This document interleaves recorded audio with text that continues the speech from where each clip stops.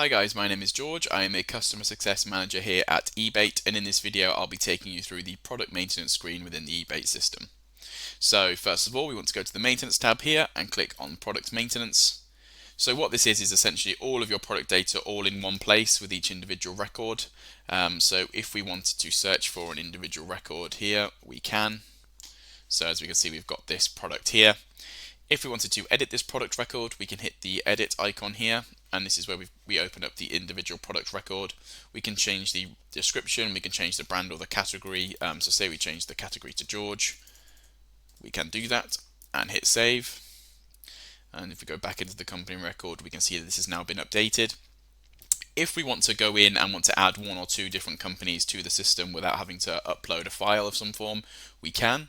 So in order to create a new product record, we can hit this plus icon at the top right, and then we will need to come up with a product code and a product description and a unit of measure. We can add in a brand if we want to and a category if we want to, but they are not mandatory fields. And then we will hit save to create this new product. And then if we type in the name, we can see here that the new product that we just created with all the information is now in the system.